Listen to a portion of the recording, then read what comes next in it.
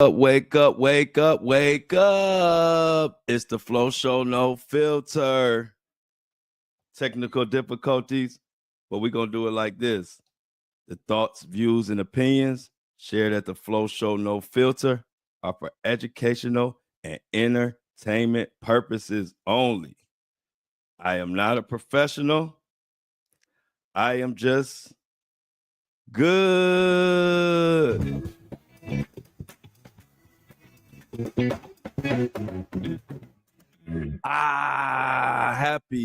Happy Wednesday, everybody. We are here. It's hump day, little technical difficulties. It was only showing my live to Facebook for some reason, so I had to back it up, and come back in. What's up, Jennifer? Good morning to everybody. Oh, I'm more than all right. I'm splendid. I'm amazing. I'm grateful. I'm blessed. I'm happy. Couldn't feel better. I'm ready to take over the world. Whatever words you have for amazing, just say that about 50 times and you understand where I'm at with it. Yeah, I'm great. Thoughts, views, and opinions. Y'all already know. Coming to y'all live. We got one of those shows today. Today is one of those shows where y'all know I always tell y'all about how important it is to subscribe, because we can't be dependent on these elites and these big companies and these big corporations, because they don't have our best interests. So we got to pay for our own and support our own. Well, it's one of those episodes where you're going to see why I say that, because what I'm about to break down today is something that somebody going to be mad about, because now we got Oprah in this mess. We got Diddy starting all this mess. And not only that, but it also ties to, you know how everybody been saying, where are the kids? Where are the kids?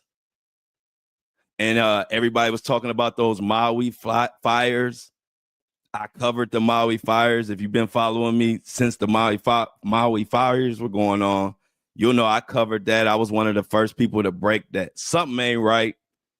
And I was going viral for saying, like, I think that they did these fires on purpose, or they purposely letting these fires blaze, or they set it ablaze themselves because they want a smart city, and that whole debacle. All of it is connected. And I know big corporations and elites and celebrities will not want me talking about what I'm about to talk about today, but you know me, I don't give a fuck. I'm going into it. We about to dive into this rabbit hole. All I'm saying is this information is about to tear you up. Trigger warning. But I don't know if y'all saw the news about the police chief.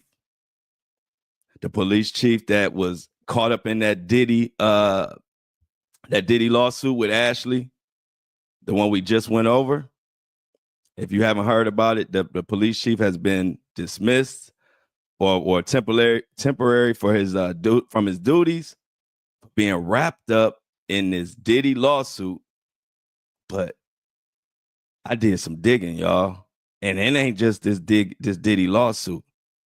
They've been calling out this chief for his connections, allegedly, to Oprah and Diddy and the rest of Hollywood and the elites. This is heavy stuff today. Today's show is what the Flo Show No Filter is all about, because this is crazy. And it pisses me off because the Maui fires is something that I was covering. So I know what happened or what I think happened. And I think it was shady. I think it was foul the way they did those people in Maui with those fires. And it still never sat right with me. As a matter of fact, the Maui fires, before I get into the Diddy and Oprah connection and all of that, the Maui fires, as for me covering it, the Maui fires were the first time. Now, you remember, I've been attacking Hollywood and elites and the powers that be since the beginning over 2-3 years ago when I started really getting into this. So I've been doing this, but like I told you, when I first started, it wasn't sexy. It was like when I first started, it was people were still caught up in believing in Hollywood a little bit, you know. Of course, that ain't the case now, but so as I'm covering it, you know, I started to see that the people start waking up and the people start realizing like, oh, this shit is not what we thought it was. And so when the Maui fires came, the moment that in the Maui fires that showed me that as a society, we were pulling together and I wasn't by myself and feeling like something ain't right and we need to quit giving these celebrities all this grace and all this attention like they're so great when a lot of them are doing foul shit. So the Maui fires, when that happened, the moment when I knew we were all coming together and it made me feel good, like, okay, people are waking up. Y'all remember when Oprah and Rock in the middle of the fires came and did this big commercial talking about, hey, Maui fires, power to the people. We need everybody to send whatever. We calling it the People's Fund of Maui. And it was a real corny, cliche announcement that used to work back in the day. That type of announcement worked. But when they announced this time, I was the first one that posted it and said, Rock and Oprah, why the hell y'all asking us for money when y'all got billions? Just pay for it. Or put up most of the money or something. And I didn't know the whole world was going to agree with me. Man, I posted that and it got about 2-3 million views. And then next thing I know, the whole freaking world was cussing out Rock and Oprah. Shit, Oprah and Rock had to turn off their comments because everybody started saying the same thing. Like, why the fuck are y'all asking us for money when y'all got all the money? And furthermore, Oprah, we think, and this is the public talking, we think that you got something to do with this because all of a sudden you got all this property, nothing happened to your property, and y'all buying more property. And then here comes the smart city. If y'all don't remember that, the Maui fires was shady. But like I said, that was the first moment when I was looking at my comments and I saw all kind of people. I saw Democrats. I saw Republicans. I saw Black people, white people, Latino, old people, young people. Everybody, for the first time that I saw on my page, we were all united in saying we are sick of this elite Hollywood bullshit that they running on us, because they've been running that stuff since back in the 80s and 90s. Bunch of millionaires talking about telling us to donate, and like fools, we were donating. Y'all remember that? They used to do it all the time. But it finally got to the point where they realized that we woke up and we not going for that shit no more. And if you think about it, the Maui fires was the last time you saw billionaires standing up with a smile on their face asking us, who are struggling to eat dinner, asking us to send money when they got more money than us combined. And so fast forward to Diddy. If you don't know, Ashley we just went over her case where she was saying she was trafficked and essayed and raped and all of this stuff with Diddy and 3 other guys. And Diddy was mad because she said allegedly that Tupac, she knows what happened, that you killed, that Diddy killed Tupac. And it's just a mess. Well, now the dominoes are starting to fall and heads are starting to roll. And we got to get into it. Kind of reminds me of that story I told y'all back early on when we first started the podcast. And I told y'all that quick story about how I found out a quick way for me to go out and play with my mom because I always had to have my room clean. And so what I would do is just stuff everything up under my bed. When I first started doing it, it wasn't much to stuff. I just stuff it. It wasn't nothing under my bed.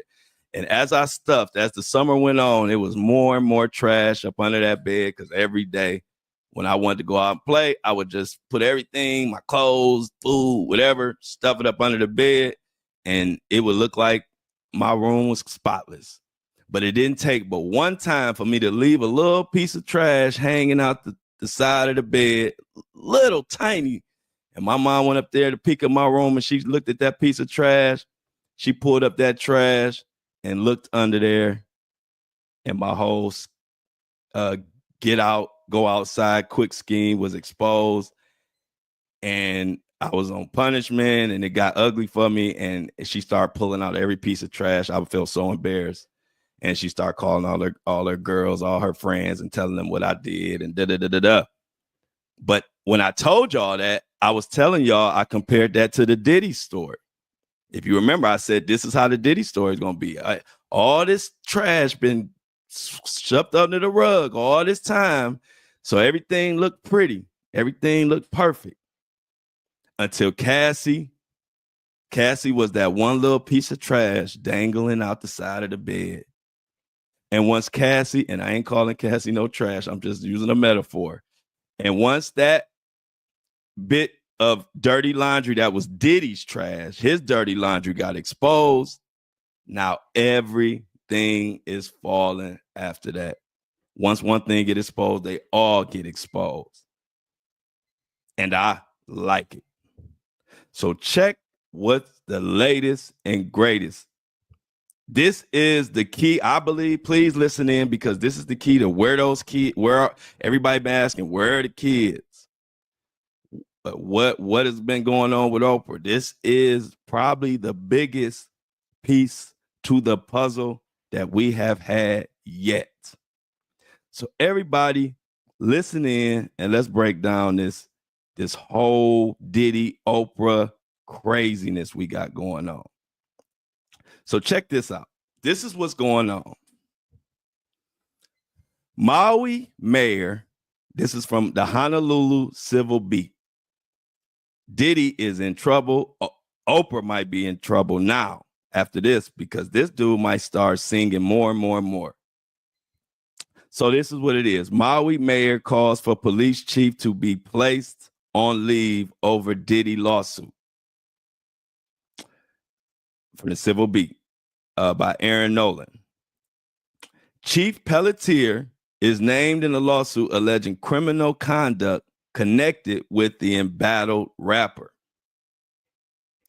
Mayor Richard Benson has called for Maui Police Chief John Pelletier to be placed on administrative leave in light of recent allegations that he played a role in an elaborate scheme that allowed people to be assaulted by rapper Sean Diddy Combs in 2018. This is law enforcement being caught up and called out for basically being the middleman to keeping these celebrities or people with money from getting in trouble. This was his business, allegedly. So check this out. At the time, Pelletier was a Las Vegas police captain in charge of an area that included the glitzy boulevard of hotels and casinos known as the Strip. On Friday, Pelletier's name was added to a long list of defendants that includes high-profile celebrities such as the Miami Dolphins star Odell Beckham, comedian Drewski, and more. This was originally filed in October in the U.S. District Court. So let me let y'all know what's going on with this. This is the officer that in that lawsuit, I'm going to get to it, but y'all remember Ashley saying there was somebody who posed as an officer. And I saw them with an envelope of money. This is the guy.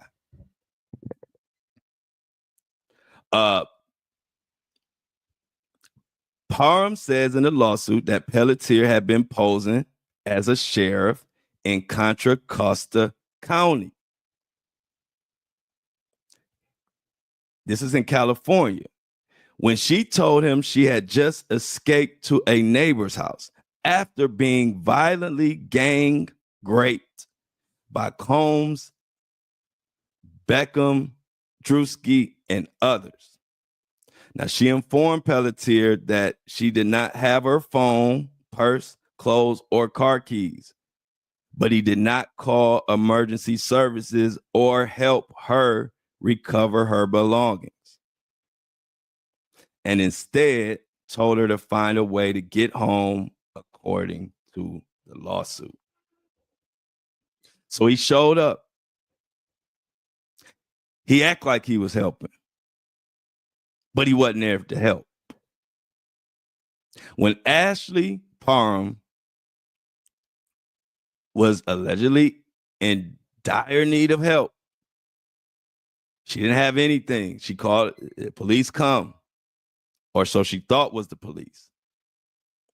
His job was to come there, put out the fire, act like he was the police, and save Diddy's ass. Allegedly. Now, according to these documents, Parham said, and this is where this gets crazy. Parham said she later saw Pelletier hand what she believed to be an envelope of cash to the neighbor who owned the home where she sought refuge after being raped, according to the court documents. The two unnamed plaintiffs, a mother and a son, who are identified in court documents as Jane Doe and John Doe, said they had witnessed Combs and others grape Parham after Pelletier abducted them from their residence in Las Vegas and brought them to the California home at gunpoint in a black SUV. Pelletier told the mother and son that they were being extradited for warrants in California. But when they asked to see the warrants, Pelletier refused and threatened to shoot him. Jane Doe and John Doe were trafficked to several locations, including what they believe was Pelletier's home in Las Vegas,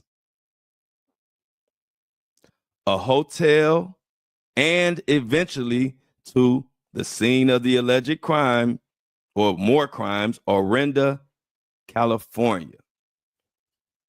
And it is at this house where they witnessed Combs and several others assault Parham, according to the lawsuit. This guy is in the middle of a lot of shit. We ain't even began to go into it on this episode. I'm telling y'all, this guy is literally, in my humble opinion, the smoking gun, or should I say one of them. Because check this out. When Combs attempted to force John Doe to participate in raping Parham, he refused and was assaulted himself. Documents say. A local police officer eventually responded and attempted to talk to the mother and son, but Pelletier interrupted and said all three plaintiffs were suspects in a federal drug trafficking investigation that he was working on. Another lie in the lawsuit. Combs, wrapped up in all of this, got the MPD. They did not respond to requests about what the hell is this. Pelletier, who joined the MPD as a chief in 2021. It's way more to it than even what Ashley doing. Now, Ashley, I don't know quite some of the details might be a little sketchy in her lawsuit. I don't know. I'm still waiting for facts to come out. But one thing I know, the names in there, they're dirty. And this chief has way more issues than this situation here. This situation has just brought him and put him on stage, front and center, for all of us to look at him and point and say, what the hell have you been doing, Sergeant or Chief Pelletier? Now, to be fair, let me give you Pelletier's response to this. Let me be clear. The allegations made against me are completely false. And I have not been formally served with my legal paperwork. In this statement, Pelletier expresses disappointment in the decision to call for the police commission to put him on administrative leave. He calls the request premature and unjust. He goes on to say, I understand the importance of transparency and accountability in law enforcement, and I fully intend to cooperate with any necessary process to ensure the truth is known. Pelletier said in the statement, however, I firmly believe no one should face professional consequences based on unsubstantiated claims. He said he remained committed to the department and the residents of Maui County, and he appreciated the support. And now that I got all that out the way, let's get back to business. Because let me tell you another shady thing that this chief was responsible for. We got to go back to the Maui fires. He was the lead person on that. And he made a call that trapped the Maui residents in the Lahaina, whatever that city is. Sorry if I messed up the name of that city, but it's around Maui. And check this clip out.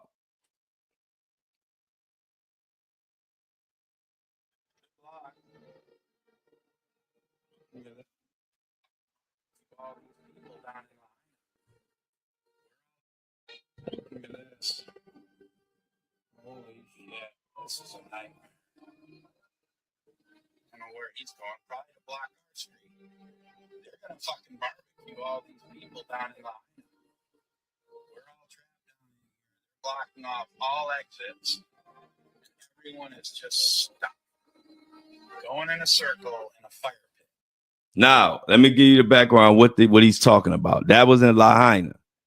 Now, the police chief made a controversial call that everybody, even at the time, said, this ain't right. Something's going on. And what he did was he closed off and barricaded all the streets that Lahaina people were able to evacuate through. And so what happened was the only people who were able to survive those crazy fires were the people who disobeyed the police and went through the barricades. The people, most of them, who obeyed the police chief and the police orders, which came from this guy, Pelletier, the people who obeyed got burnt up. And we called out this back when it happened. This was like last year, maybe July, but I believe it was like over the summer. I don't know the exact. I know it was last year, early in the year.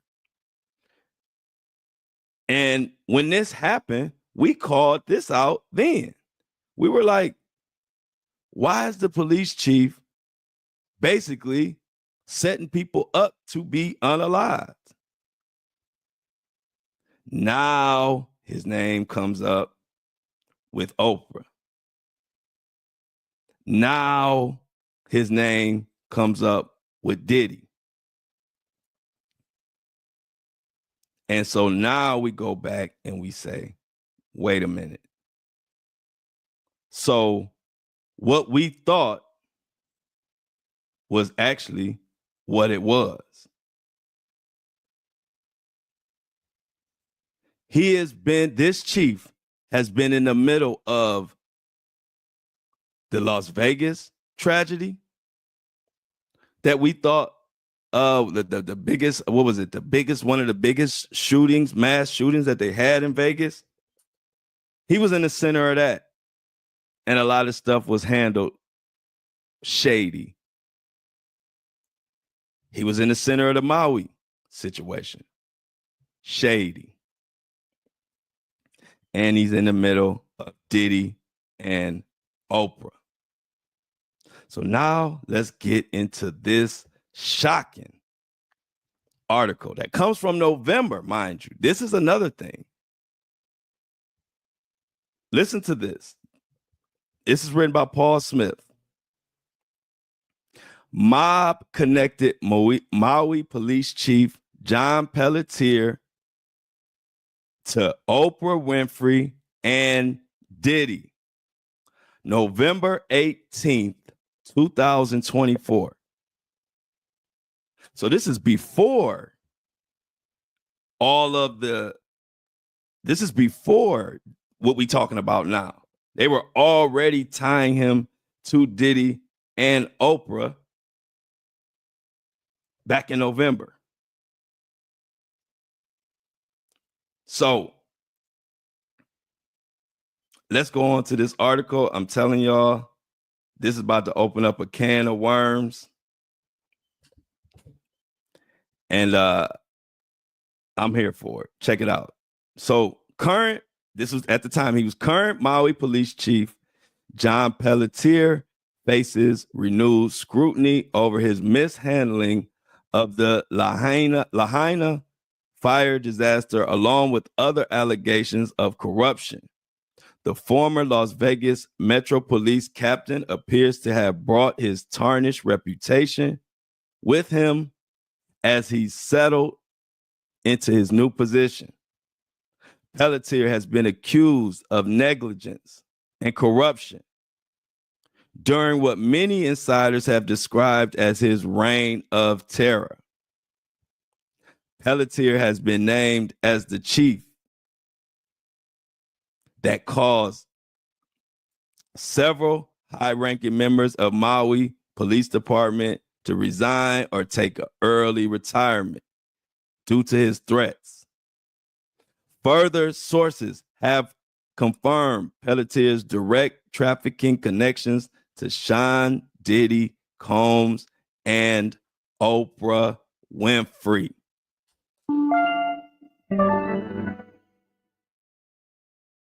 Many Maui citizens and family members have banded together to demand accountability from the person they have dubbed Terror in Chief, John Pelletier. The moniker given to him seems fitting, given the long-running controversies that seem to follow Pelletier wherever he goes. Since his selection as police chief, Pelletier has been hit with allegations of corruption. The Maui Police Commission has been accused of wrongdoing for their role in choosing Pelletier. People are getting in trouble for even choosing this guy. This is November. We in March, headed to April. Allegations of Pelletier's unethical behavior in Maui dates back to 2021, when Pelletier was accused of collusion with Maui Police Commission members, along with abusing the system, leading to his improper selection as chief. Accusations of suspicious flights to Las Vegas by commission members. Pelletier brought on his Las Vegas Metro Police Department cronies, Charles Hank, also known as Hank the Shank, and Ron Olson with him as part of his takeover and corruption of the Maui Police Department. After removing a guy by the name of Ricky from internal affairs, Pelletier then placed his boy Hank the Shank in that position. This guy is a menace. I always knew it was something shady behind the Maui fires. I always knew the only way elites and powerful people could even engage in a lot of this illegal trafficking and stuff they do, they had to have or have to have someone in law enforcement. And now it's starting to be revealed. The grassroots campaign to hold Pelletier and the Maui Police Commission accountable has gained traction, has brought attention to the plight of Maui fire victims. This dude not only was shady with Diddy, but he engaged in shady stuff with Maui, Las Vegas, Diddy, Oprah, and the list goes on. Chief Pelletier, remember the name. He mishandled the Lahaina fire situation, which we figured it was being mishandled because they just trying to build a smart city. They wanted everything to burn down. In February, back last year, a guy named by the name of Derwin outlined the controversy surrounding Pelletier, saying this, and I quote, "We have discovered new info about how the previous police chief was forced into early retirement,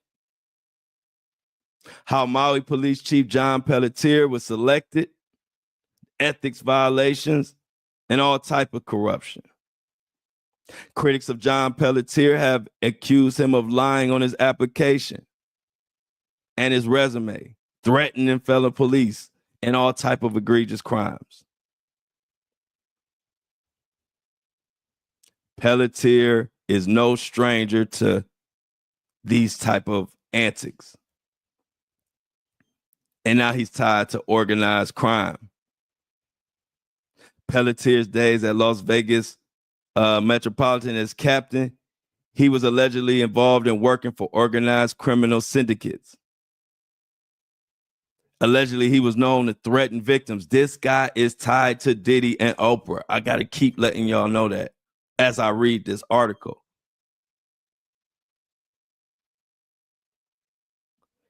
He was a part of covering up sex trafficking criminals.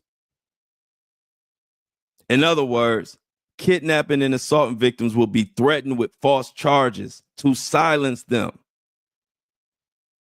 Do you understand the significance and the seriousness of what this chief is involved in?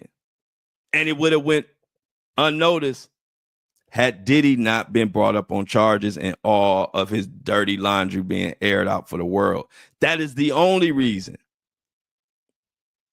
Pelletier is on the hot seat. Silencing victims, and you are law enforcement filing fake charges. So what they would do was the victims would be forced to drop the complaint or not even file a complaint at all. Allegedly, Pelletier would threaten that the assailants would file charges against the victim, claiming that the victim stole their car and drove themselves to Las Vegas. Our source states that Pelletier would flip everything on his head, enabling the perpetrators. You ain't gonna get this breakdown nowhere else, y'all. This one of those breakdowns that somebody might show up at your door for telling this stuff. But this the Flo Show No Filter. We're gonna get into it. Let's continue with this Diddy, Oprah, Pelletier shady connection that's alleged. Sources continue stating that Pelletier also served in internal affairs, stating he was, even during times he was not even in that role. They were lying. He lied on his resume, lied on his application. Further, it's alleged that he would misuse police resources including drones, helicopters, in order to stalk targets of the mob. He has also attempted to get warrants and court orders against victims to bust into hotel rooms and settle scores for the mob. Allegations link John Pelletier to Buffalo crime family, a crime family known for running cocaine.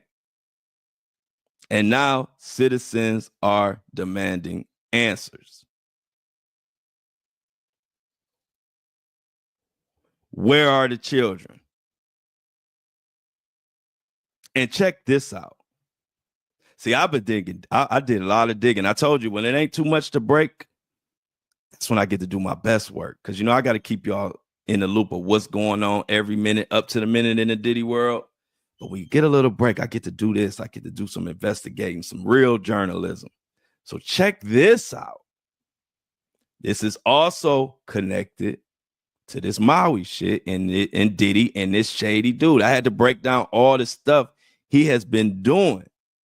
But check out what one of his cronies did. And you're gonna be like, oh my goodness. Check this out. New details in the indictment of a Maui fire chief charged with sex assault and continuous sexual assault of a minor. The new court documents say Battalion Chief Sean Rogers began abusing the victim in 2019 when she was about 12 years old, and the alleged assaults continued for about 2.5 years. Rogers, who is 52 years old, turned himself in today after a warrant was issued for his arrest last week. Rogers is a 25-year veteran of the Department of Fire and Public Safety and was the incident commander during the August wildfires. Today, MFD Chief Brad Ventura said in a statement, "We are deeply concerned about the allegations. Mr. Rogers is not scheduled to work this week, and we will continue to evaluate this situation as more information is available."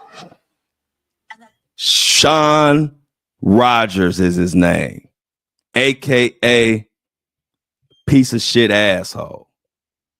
So let me tell you about this guy. You heard he's involved in the Maui fires on the same team as this Pelletier guy that I've spent 30 minutes laying out all type of crazy stuff he been doing. Now you see another Maui captain or whatever. This guy was caught up in a child rape situation, statutory, whatever you want to call it. I don't even know what the name of it is. So nasty. He was dealing with a child at 12 years old. Sexual relationship from 12 to, I believe it was 14. And we wondering where the kids at. This is law enforcement. And I bet you none of y'all heard about this stuff because they keep it on the low. It goes further.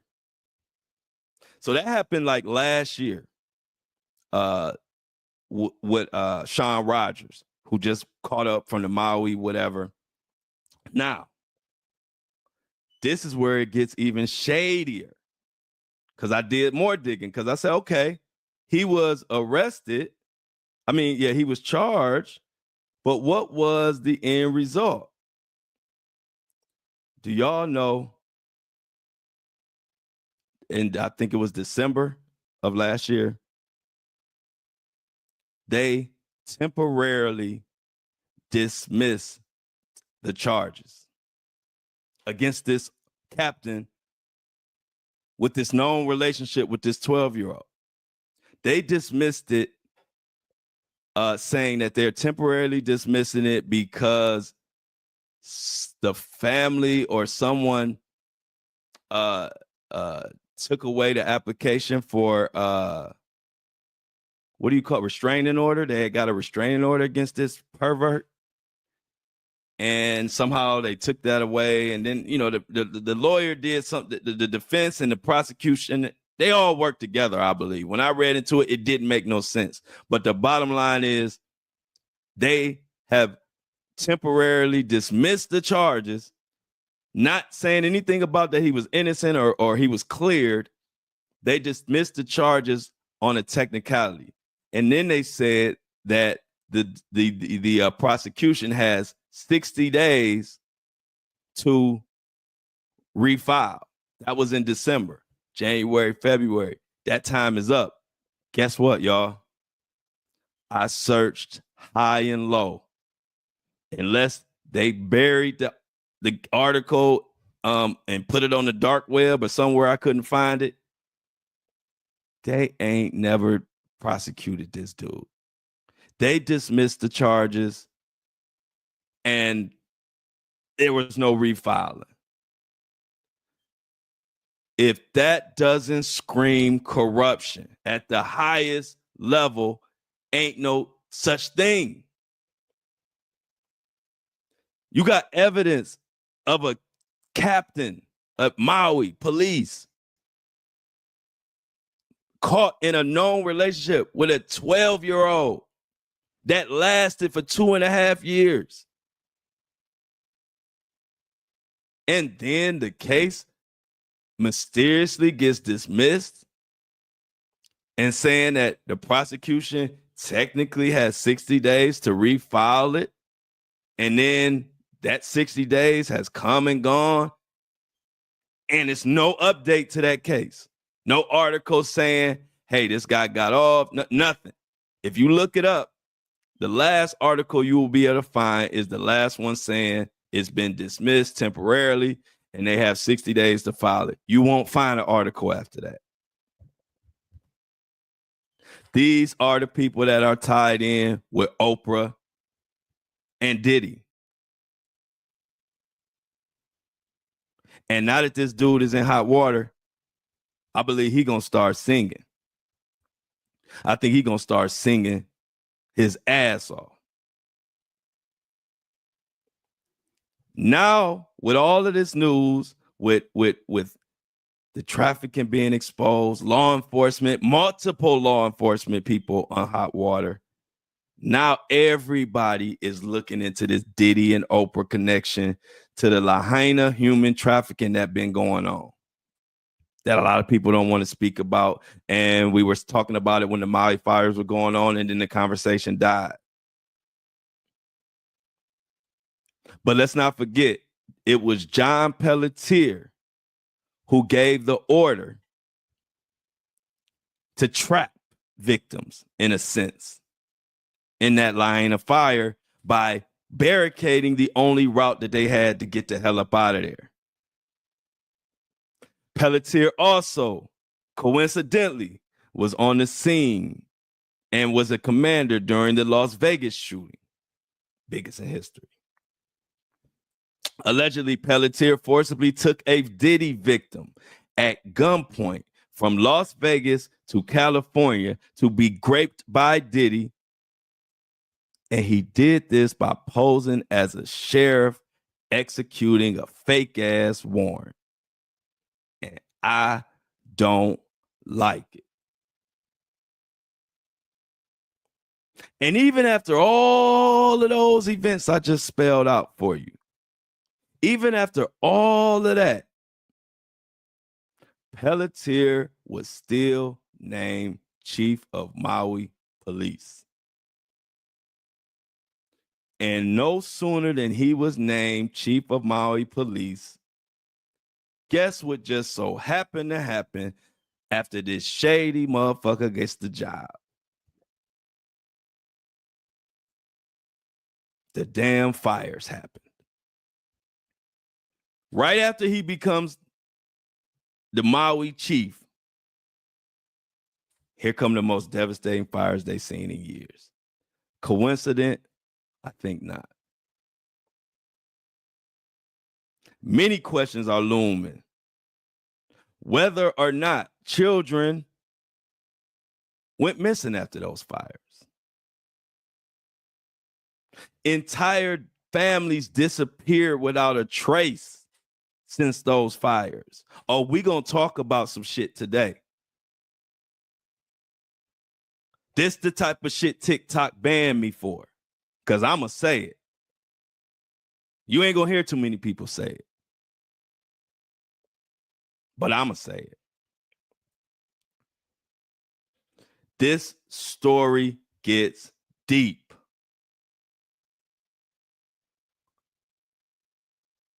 And to know that this guy has came up in a Diddy lawsuit, and think about it. If it wasn't for the Diddy case, we wouldn't know about John Pelletier.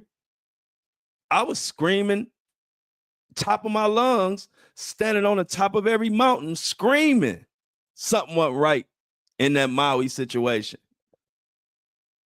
I didn't get much feedback about John at that time. They were protecting his ass. But now that he's been caught up in this Diddy mess, now people are coming back saying stuff like, there was so much that happened to the indigenous locals of Hawaii after those fires. And y'all know who ended up with a lot of that land? Dear old Oprah. Same one that asked us to give up our money. See, it's funny. You know what this reminds me of? When stuff gets exposed, it's kind of like my uncle did.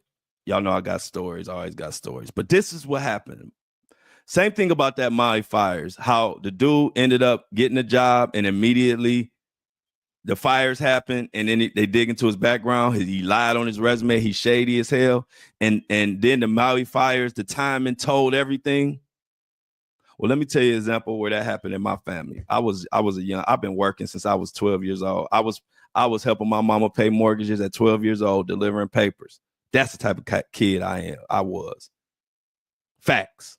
So my family had businesses. They loved putting me in the middle of the business. So I had an uncle who had a store that you could compare to Blockbuster back before Blockbuster was even out.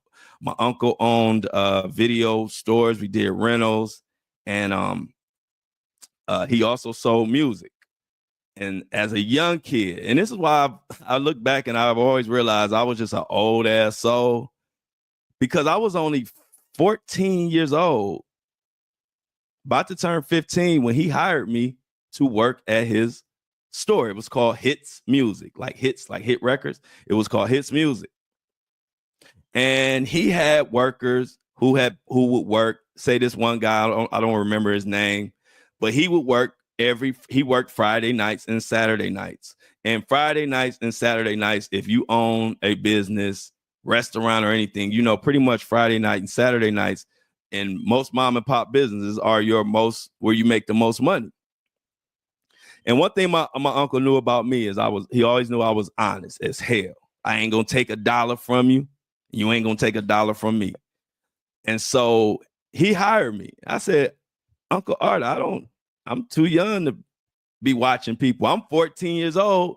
My job was to keep track of 30-year-olds. That's how much trust my uncle had in me. But I'm stay with me. I'm getting to a point. So what was happening was every Friday and Saturday, my uncle would make about maybe $1,000. And it got to the point where he felt like he should have been making more. And even some days he might only make $600 or $800. But a funny thing happened.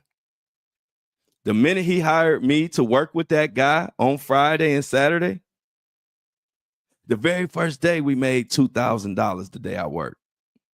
Even the guy tried to play it off. He said, man, you good luck. We making money now. Then the next Friday that we made $2,000. Saturday, we make another $2,000, $2,500. Then the next Friday and Saturday, because I only worked Friday and Saturday night. Next Friday and Saturday, $2,000 more, $3,000. By that third week, my uncle fired dude.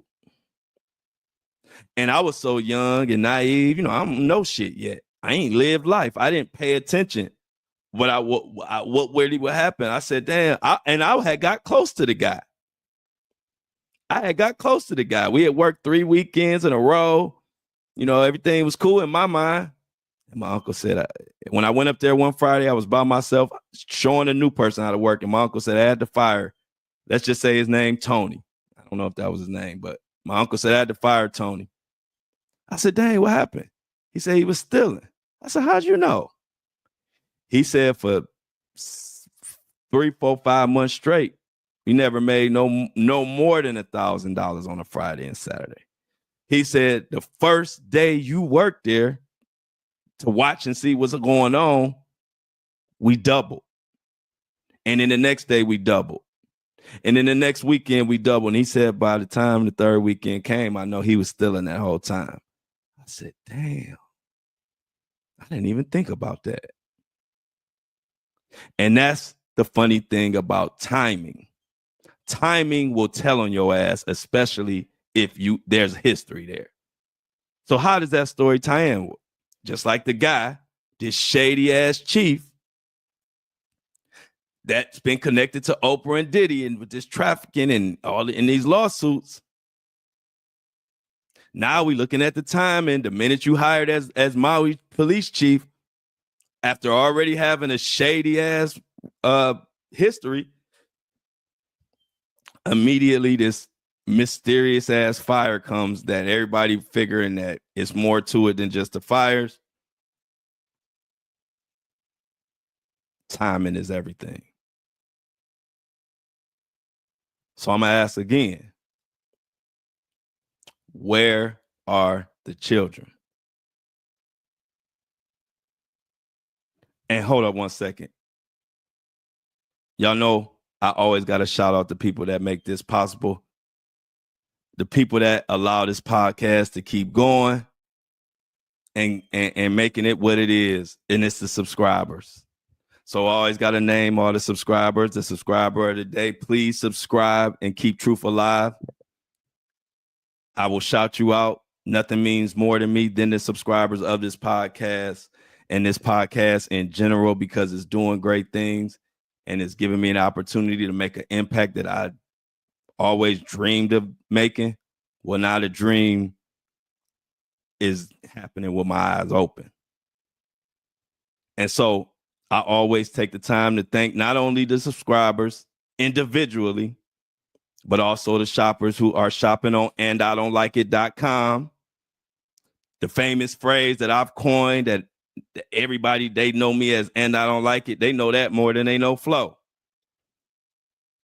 You say Flo, they be like, huh? The dude that say and I don't like it. Oh, him.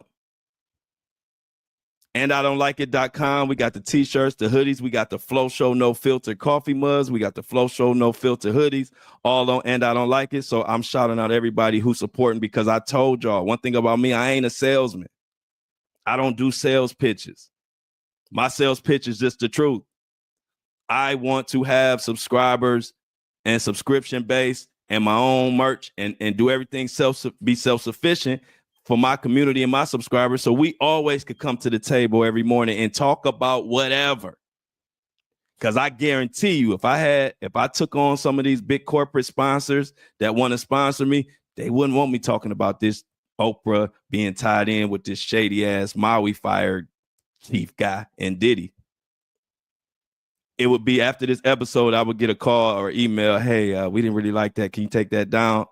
So to avoid that, we being self-sufficient over here, and I appreciate everybody keeping truth alive. But let me shout you out. Subscriber of the day, and the subscriber I'm shouting out. Please subscribe if you want your shout out. But subscriber of the day today is a young lady by the name of Linda W. Linda W gave $5. We only ask for a minimum $3 subscription for this podcast, which I think is a steal for what we bring in. But Linda went above and beyond in these tough times and donated and signed up for a $5 subscription. Everybody clap it up for Linda. Everybody clap it up for Linda. And Linda's emoji is a leaf. I like that. And I like it. So Linda, thank you for keeping truth alive and helping my dream come to reality. I realized once TikTok banned me, and even before then, you can't be a truth teller if you're depending on their dollars, because you can't tell the truth.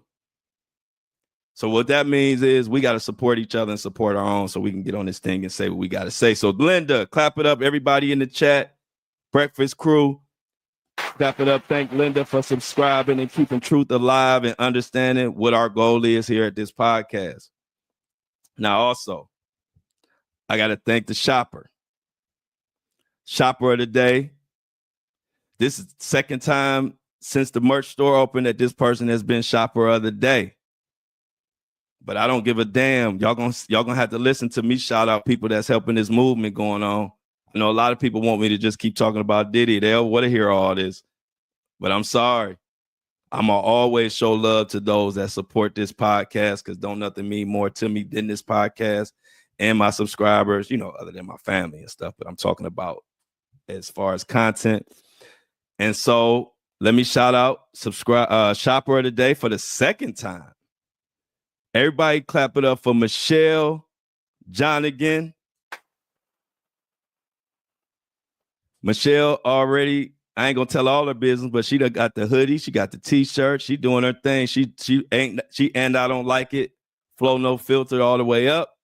But now she really ready for the breakfast time because she the breakfast crew and the breakfast show.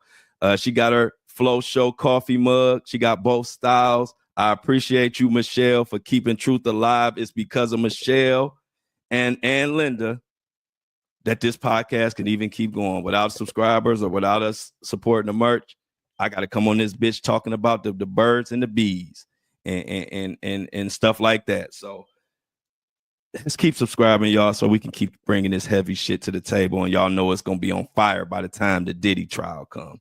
So thank you, Michelle. Clap it up for Michelle. For support. I appreciate it, Michelle. You one of a kind. And anybody, go to And I Don't Like It if you want some gear. Flo No Filter hoodies, they going. I think we got like a couple left. T-shirts are about out. Shan told me like we got like a couple t-shirts left. So y'all are doing your thing, but go ahead and buy y'all merch and get y'all merch so we can continue to support truth and get stories like this. Because ain't nobody asking where the kids at. Because you know why? Because they dependent on corporate dollars. They better not ask. They better not do too much talking about Oprah. You notice you don't hear Oprah name. You talk about mainstream media, you don't hear Oprah name at all. And you really not hearing it too much on the podcast and YouTubers. But I understand why. Oprah is in charge of a lot of people's money. Not just Oprah. Oprah is connected to a lot. So a lot of people scared and don't want to say nothing. But see, that's why I'm smarter than that. I'm not getting tied up in that corporate money. And now you got me on this bitch talking like the rest of these podcasters that's scared to say stuff. I ain't that one. I don't give a damn. If I can't say what I want to say, I'm not doing a podcast. Y'all know me by now. That's why all I give about is my subscribers and my podcast and my community that rock with me. What y'all want to talk about is what the fuck we gonna talk about. Period. If it ever came to a time where we can't talk about what we want to talk about, that will be the last day of this bitch, of this podcast. So appreciate y'all for supporting. If you want to subscribe, the link is in this description notes. This is also available on Apple and Spotify. Please go check me out on Apple and Spotify. Is there anything else I needed to get to today? Because y'all know it's like I can't go a day without forgetting something. Oh, knew it. That's why I like to go back. John, one of my recent subscribers, John left something in the fan mail. So because I can't respond in the fan mail, I'm gonna start responding on the show. So if you ask me a question in the fan mail, listen to the show for the answer. So he says, yo, Flo, this is John. You know how to listen to the premium content on Spotify instead of using the website. I can say I really don't, John, but all you have to do is email buzzsprout@support.com and they will help you out. They are a great group. They help out. They kind of got that old school service, where you feel like you're really being taken care of. So, John, hit them up and they will explain to you the workaround and how to get it on your shop Spotify. I appreciate the question. Just want to throw something out there, too, about Jay-Z. I don't know if y'all saw, but Jay-Z has asked the judge, could the young lady remain anonymous in his lawsuit? So isn't he such a nice guy for that? I swear, y'all, it could be me, but I swear these motherfuckers is listening to my podcast because the minute I start screaming about something, they react. If y'all remember, I told y'all that that's a horrible look for Jay-Z to be suing her. No matter right or wrong, whatever you feel, it's not a good look for a 3 times billionaire to be suing somebody who has not only dismissed the charges, but has dropped in and said they ain't never refiling.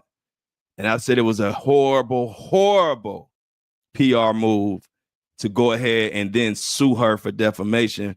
It just looks like you're being a bully at that point. I can understand you suing Busby. That's your thing.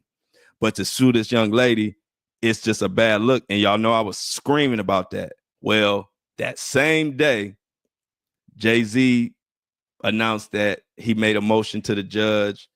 Could he keep her anonymous or keep her name out of it? And, you know, for her, I'm glad that's a start. But for real, I would say Jay-Z keep, because I think y'all listening at this point. Y'all gotta be, because y'all moving as soon as I say stuff. So listen, just drop the one with the girl, man. Drop it. She already dismissed it. She already done put out there that all kind of people cornering at the house and all type of weird shit. Just drop the suit and keep fighting with Busby. See, Busby can handle his own. He can play ball with Jay-Z, and that's a fair fight. But this poor young lady who has already withdrawn her lawsuit, and it's already filed in a way where she can't refile it. You ain't doing yourself no good, Jay-Z, and you ain't proving no point by filing defamation on her. Tony Busby, yes, but on her, no. So I think I'm sure somebody at Rock listening, because y'all paying attention. Y'all doing exactly what the hell I told y'all to do. Lay off of her. Anyway, no new Diddy news, but like I said, y'all know we got that court date coming up Friday. And so let's pay attention, y'all. I need y'all out there who love these stories and love to get justice and want to protect the people like I do. Look into this John Pelletier situation. Look into the Maui situation. Look into how all that's tying into Diddy. It is so much. I might have to do a part 2. Like I couldn't cover everything in one episode. It's like a 3-episode type of situation, but I want y'all to look into it, because one thing that a lot of y'all have been asking me is where the kids are, where are the children? I think we are a lot closer today to knowing that answer than we were yesterday. And with that being said, I appreciate everybody. Apple and Spotify, if you want to join me live, I'm here live 7:30 a.m. Monday through Friday. Today was the first time I was ever even 2 minutes late, and it wasn't even my fault. They sent my stream out to Facebook. They didn't send it to YouTube, so I had to shut everything down and come back in. But other than that, I'm here. And I love y'all always.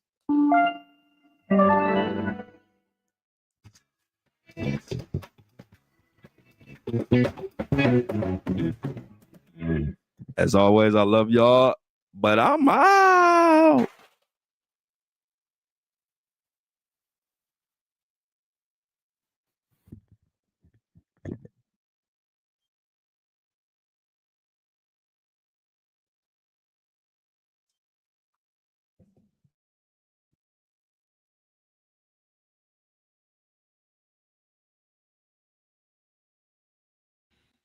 Another one in the books. Hold on one second as I get Apple and Spotify loaded, y'all. Another one in the mother freaking books.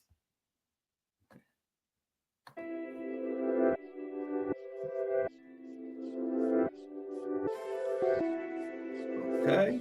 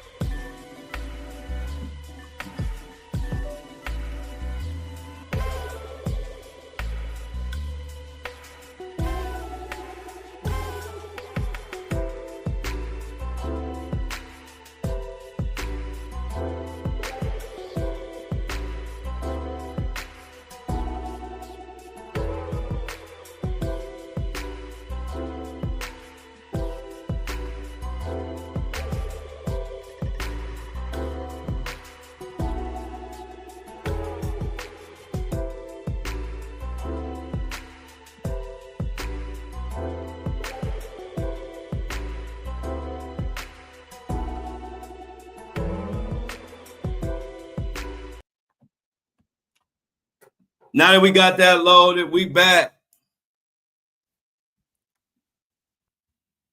Thank you, Michelle. Michelle, that is my favorite. Michelle, I appreciate that. And to be honest, I am that's my favorite thing to do. That's what really makes me who I am. I really like journalism. I really like to investigate. I really like to pull, not only take the story, but I like to find other things, the backstories, and develop different things. So I appreciate that. But that's my favorite thing to do.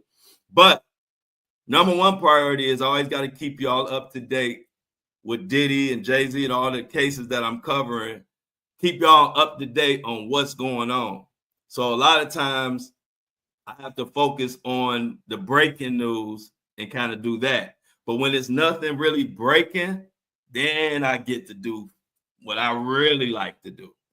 And what I really like to do is take a story that a lot of people they focusing on the Chief and Diddy, but I like to break it down and give you all type of stuff that the Chief has done or the suspect has done. So you can really paint the picture and see how shady this motherfucker could be. So I appreciate that, Michelle, but I'm definitely, that's what I do, though. To be honest, that is what I do. That's what makes me who I am in this space. Because most people just talk about whatever the breaking story is. Most podcasts and YouTubers do not develop the characters, don't go back and look at. But see, I have been covering a wide range of things for years. And so this is where my experience comes into play. Because I covered the Maui fires intensely. I dug deep. So now when this guy gets caught up and they talking about he was the chief of the Maui fires, where I already got information. I already got information about that.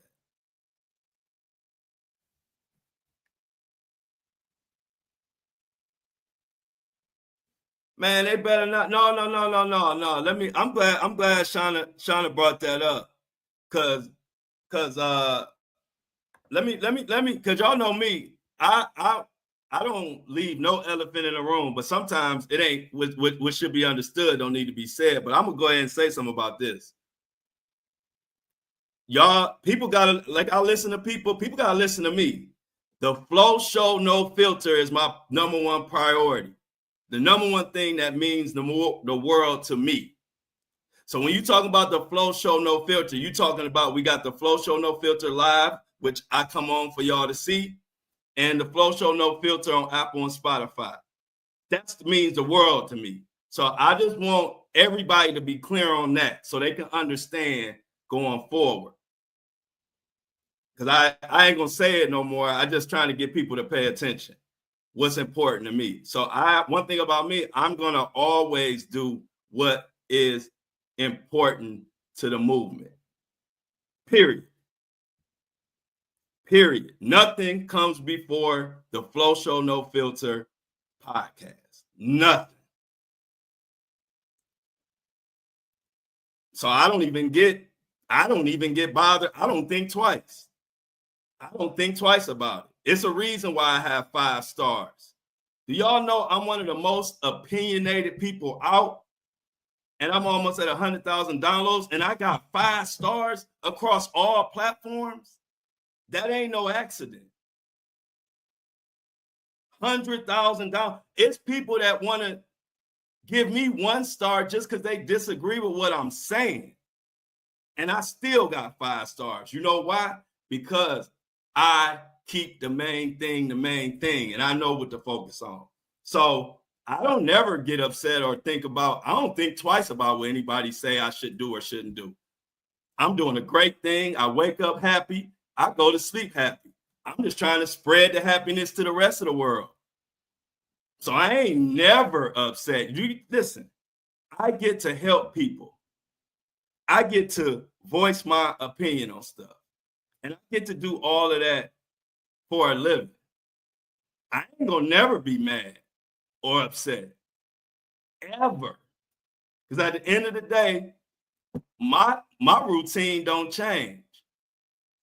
I do what's right and what need to be taken care of. I don't go off of what people feel like I should do. So I just wanted to be clear. I'm glad Shauna brought that up because it ain't one. I don't think one way or the other on it. I bust my ass, blood, sweat, and tears to build the Flo Show No Filter. So I don't expect people to understand how important it is to them as it is to me. All I can say is I say it every episode. So to me, anybody, you got to listen to me. And I've been doing this a long time. So let me tell you something. When I first started, you got supporters. You got supporters who going to support you just because of your content. You got supporters who are going to support you just because of who you are. You got supporters that are going to support you for your content and who you are. I know the difference. So I don't get bent out of shape. I know and I appreciate all support. I appreciate any support, even if it's just for my content. I told you the story about when I told you my mom got burnt up and people just say stuff about like, why is the story so short? See, that's a person who I appreciate their support, but that's a supporting who I'm just content to them. And that's fine. But I'm just letting y'all know every single last one of my 500,000 followers, I know which category you are in. So I don't get mad, upset, none of that. I know the supporters who support me and care about how I'm doing. I know the supporters who only care about my content. And I ain't mad about that. But when you go from 1 follower to 500,000 followers and you ain't cut no corners and you did it the brick by brick, real way, no money, just straight hard work, you learn. And I've learned over time. Now, in my first 6 months, I didn't know the difference between supporters, and you get your feelings hurt in this game because you'll think people really care about you. And then when rubber meets the road, you find out, oh, I'm just content to them. But see, I went through that, so I know who I'm dealing with, so I'll never be upset. I already know by certain things people say, I say, okay, that's somebody who really down for me. And I can say, oh, that's a person who just loved me for my content. So I'm good with it. So people who really care about what's important to me and really rock with me, they say things like, hey, Flo, are you okay? Don't burn yourself out, Flo. Hey, how are you doing? Like Jennifer. Jennifer's first response today was, hey, Flo, are you okay? See, that's somebody who really cares. People who just see me as content gonna be pissed off because they think I'm supposed to show up at whatever show they want me to show up on. That's somebody who just all they see me for is content. And I'm fine with that. But all I'm saying is don't think I don't know.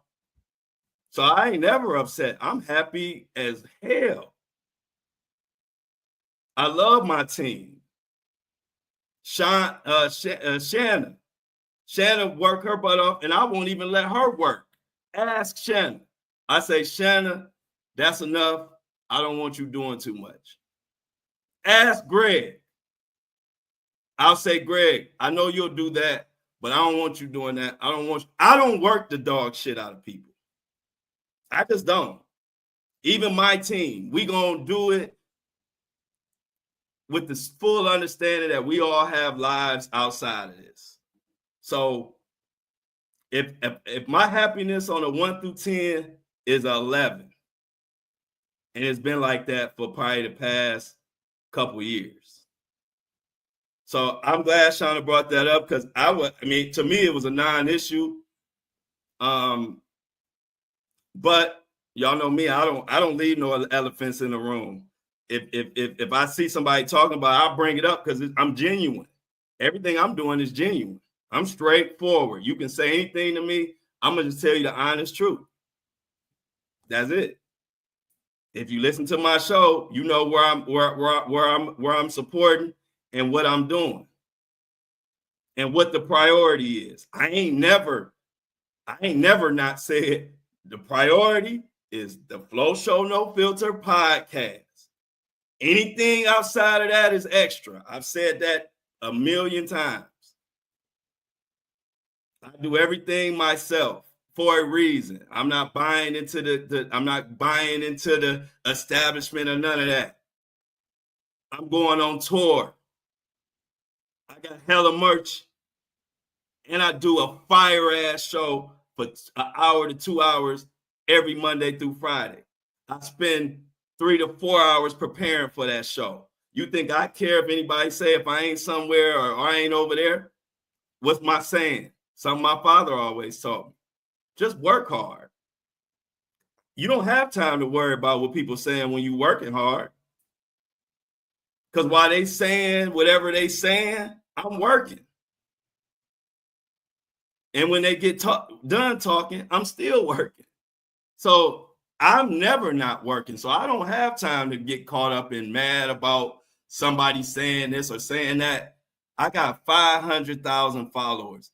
I give my opinionated ass stuff every day. Do y'all know how many people, how many rude comments, how many haters, how much I'm numb to all that.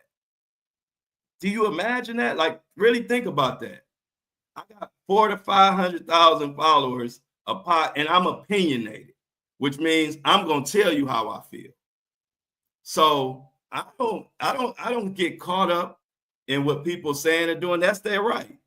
But then I also have my right to do what I need to do for where I'm putting my sacrifice and all of that into. So like I said, I appreciate all the support. Even if you just support me for content, I appreciate that. But understand, I'm wise enough to know the difference.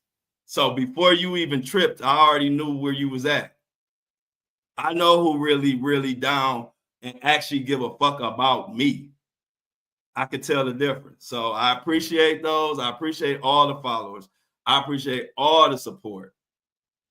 But you know one thing, no filter is always no filter. No filter gonna mean if you ask me a question or you bring something up, I'm gonna give you a no filter response. I don't lie. I don't do sales pitches. I tell you exactly what it is because ain't nothing better than the truth. So I'm gonna say it again for the last time.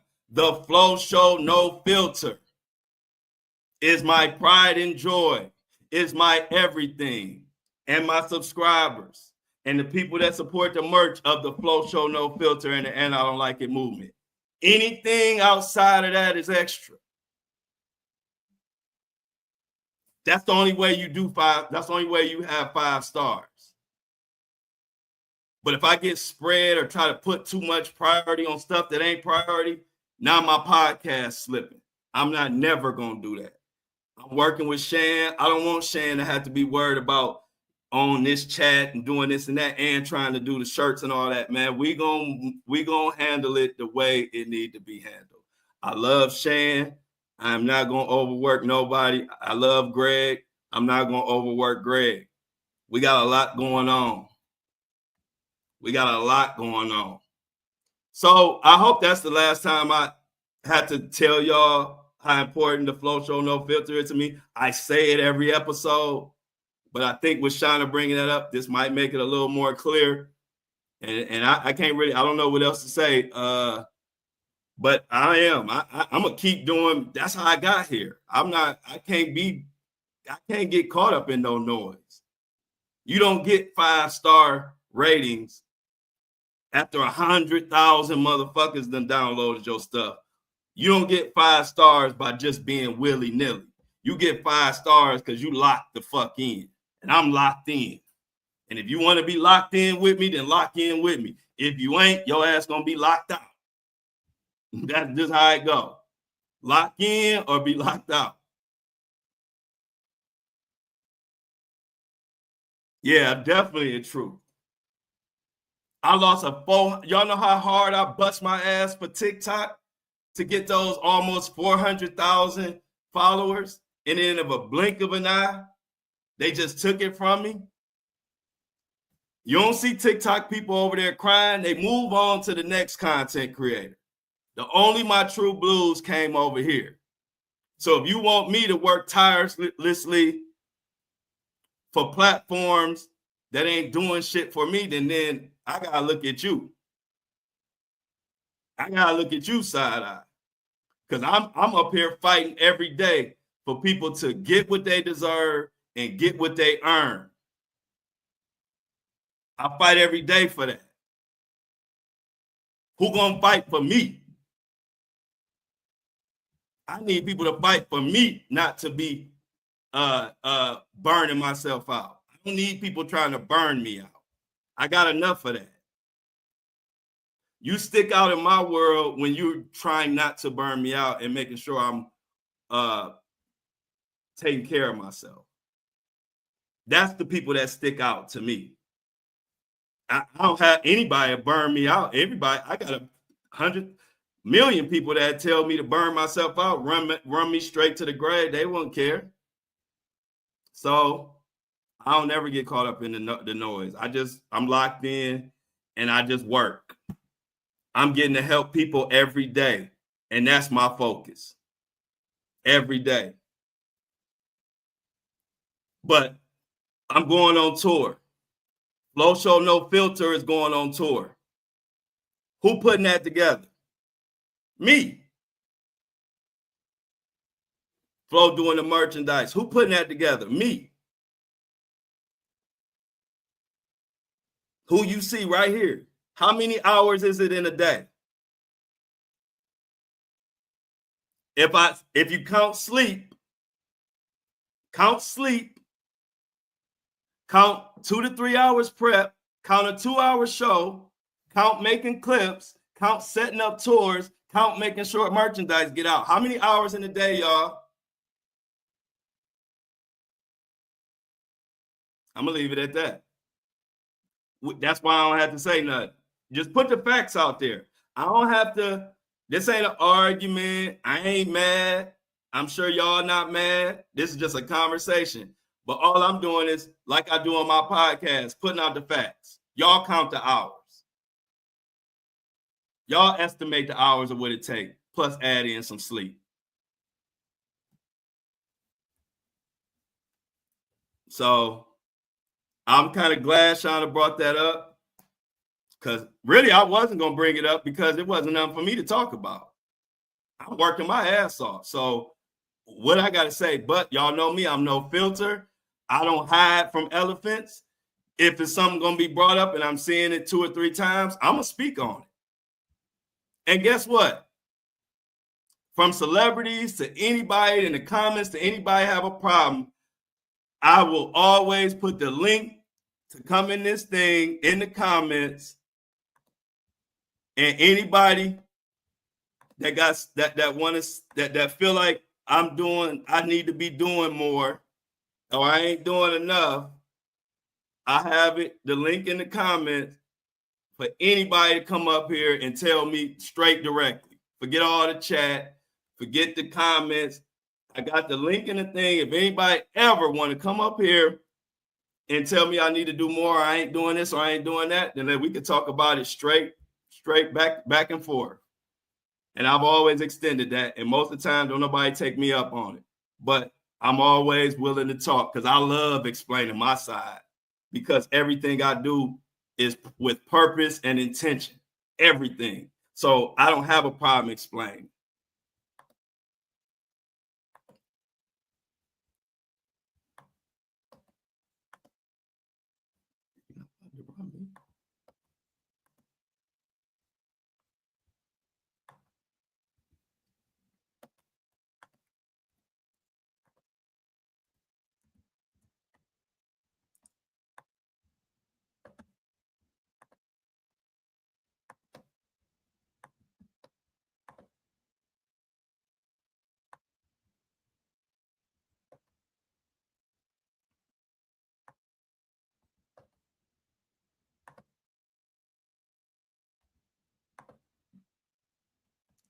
Apple and Spotify is loaded.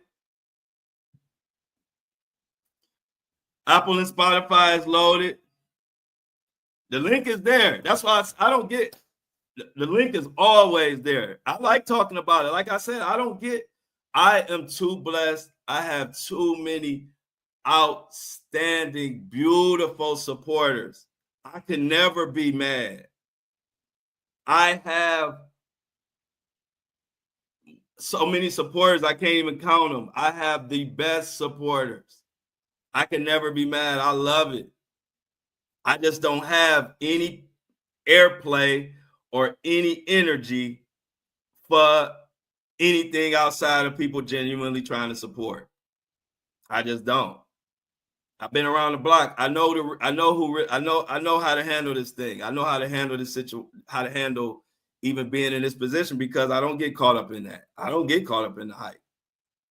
I'm here to bring justice, to bring awareness, and to take the Flo Show No Filter as high as I can take it. And that's what I'm here for. Anything outside of that is extra. I do stuff for the love because I love my people, but ain't nobody gonna work me to the ground. So y'all don't even gotta worry about it. But I appreciate the ones who hit me up and be like, Flo, don't burn yourself out. It means a lot for y'all that y'all even say that. But I'm telling you, don't worry about it. I come from a good family. I come from good stock. Ain't nobody gonna make me do nothing that I ain't comfortable with doing or I can't do. Nobody. And I don't get upset about it. I don't get mad about it. Like I told you, I appreciate that people give a fuck. So let me be clear. I don't get mad about that. I appreciate that people care if I'm on live or if I'm not on live or if I'm at the show. Because what do I always say? People don't have to give a damn. People could not give a damn if I'm on or if I'm off. And I wouldn't want that. So it's never an anger. It's never a mad. It's just straightforward. A lot of people ain't used to getting straightforward truth because they think, people tend to think straightforward truth mean mad, and it don't. When you're a genuine person, straightforward truth just you want to know the truth, I'm gonna just tell you the truth. That's it. And it's funny because my son is the exact same way, and me and him get along good. But I notice people around him be like, sometimes will be like, "Is your son mad?" Or I don't know, because your son just said this and he didn't.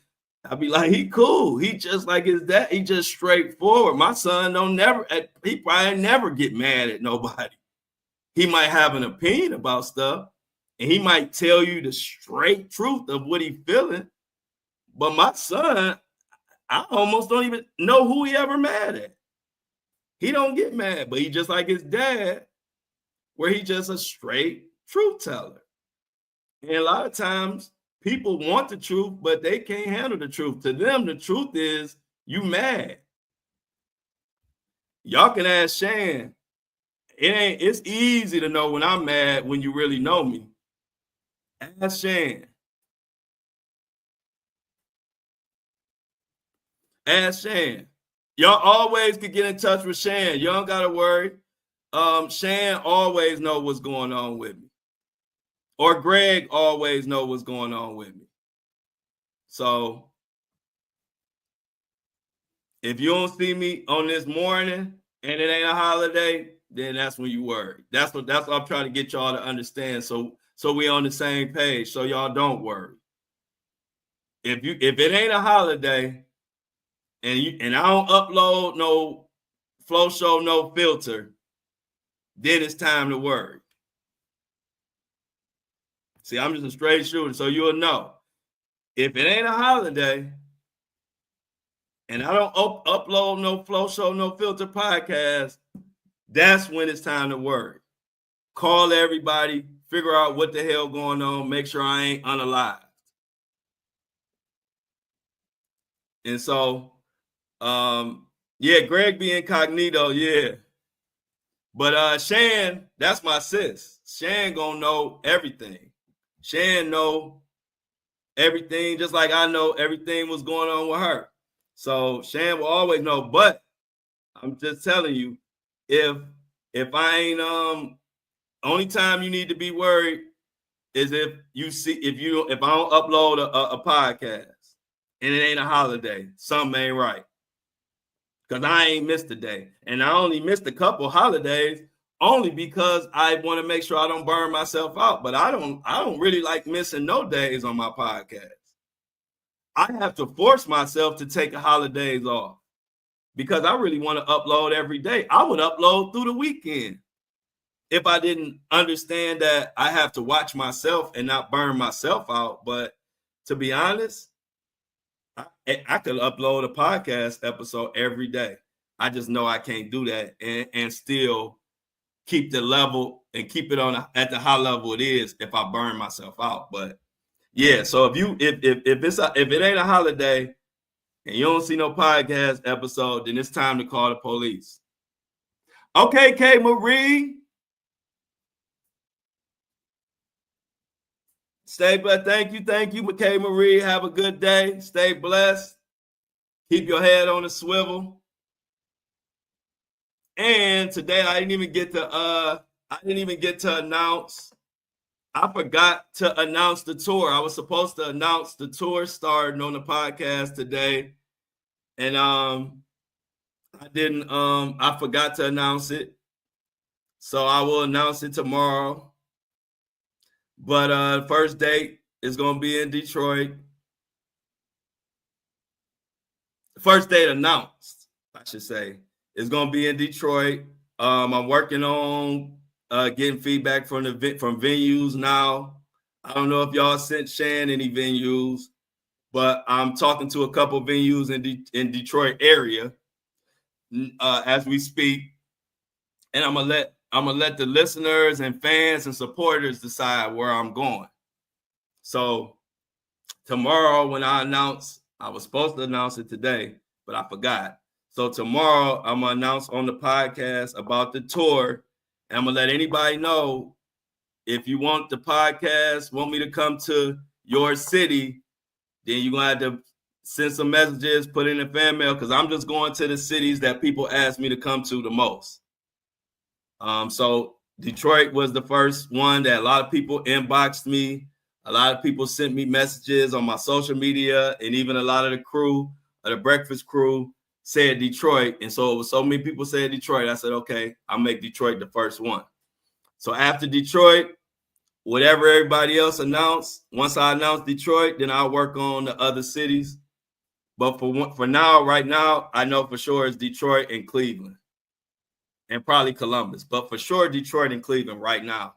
But I know once I announce it, it's going to be a lot of other cities.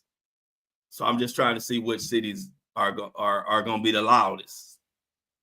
Okay. Oh yeah. Let me see. Gotta send a great venue. Amy said Charleston, South Carolina.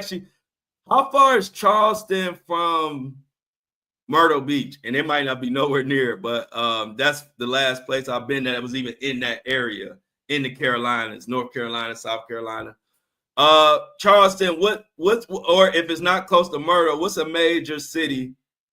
What's the closest major city to Charleston? If you could let me know that. Because I definitely got to hit the Carolinas. Gotta look at my analytics. Oh, about 3 hours. Okay, so yeah. Oh, for sure. So, I'll look into Charleston, but I gotta do Myrtle Beach for sure. So no, that's gonna be too far of a drive. I might have to go to Charleston though, but I might do Myrtle and then try to go to Charleston when I do Myrtle Beach, because I already know I got so many fans in Myrtle Beach. I already know that's gonna be a place.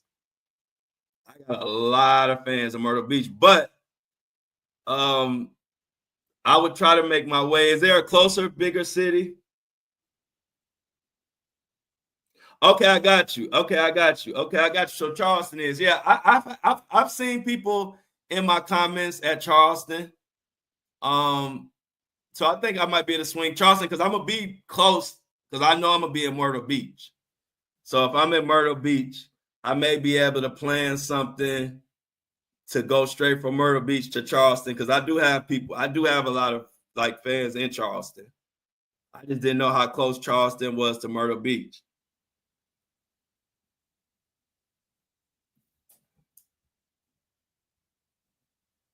Oh yeah. Thank you, Not Dreamer. And Not Dreamer, one of the day ones. See, that's that like I already know Not Dreamer will be one of the ones I would put in that category. Like I know Not Dreamer is actually not only just down for me for my content, but she actually care about my well-being and who I am as a person. And so you really value those type of supporters. Like I said, Not Dreamer, I don't know if it's besides Shan and True, Not Dreamer might be my longest standing supporter. So she know me. She know me. She know what I stand for. She know what type of dude I am. And I ain't changed from 2.5, 3 years ago. And I ain't gonna change today. I'm gonna be the same. Now Dreamer the same flow. Now Dreamer ran into 2 years ago. When I ain't had nothing. This the same flow with a popping podcast and 500,000 followers. I'm still the same flow. So I appreciate you, Not Dreamer, because I don't get caught up in all that mess. Like I literally do this for y'all. Like I really do. If anybody knows me, like Shan knows me. Shan know I don't need to be seen. I could just be in audio world with my podcast and be just as happy. That's just how I'm wired. I'm not here to be seen. But I also appreciate my supporters, and I try to give more and more that I can give to them. But to come on this video, this is strictly fans. This is strictly support. This is strictly my love to my people who support me. Because if I didn't have genuine love, I would wake up in the morning, do my hour podcast, and keep it moving. I wouldn't even pop on screen. So this is because I really enjoy talking to my supporters, getting to know them, and all that.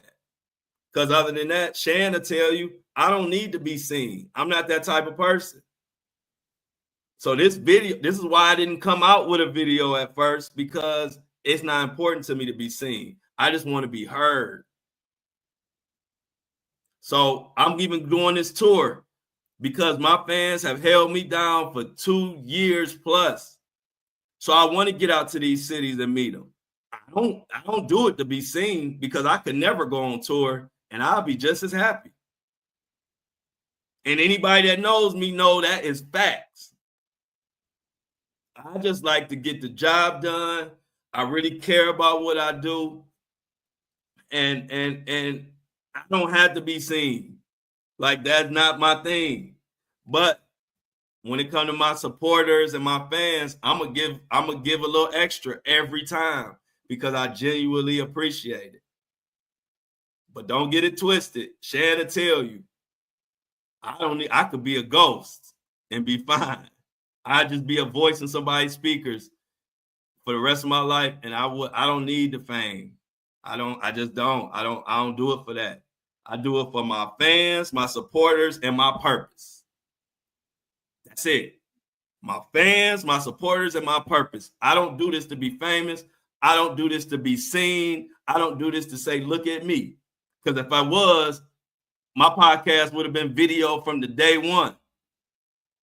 But what happened is I started audio, and I kept having supporters say, Flo, you should do some video episodes. I want to rock with you. I want to see you.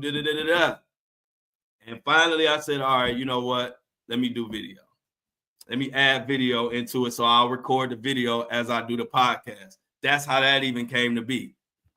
So just letting y'all know I do this for love, so y'all understand, like, I really do this stuff because I fuck with y'all. Because if I didn't, I wouldn't do this. I would just wake up in the morning, do my podcast, and carry on with my day. But I love the support. I love that y'all down for me. I love that I can get on here and y'all accept me for whatever the hell I say, and y'all appreciate that I'm just giving y'all my straight truth.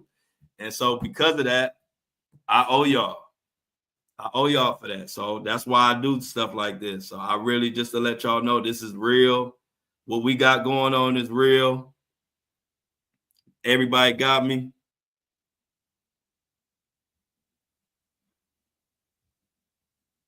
Yeah, for sure. Oh, it's good. This good convo. This great convo. This is why when I put y'all on the panel, I don't want to be on there, because I like learning how y'all are, what y'all about, what y'all think. That's how I learn, watching people, observing. And I don't want to be on there throwing off the chem. I want to watch. I want to learn my supporters, what they like, what they into, what they not into. That is the key. So to me, conversations are good conversations. Like, conversations don't bother me at all. I like having them.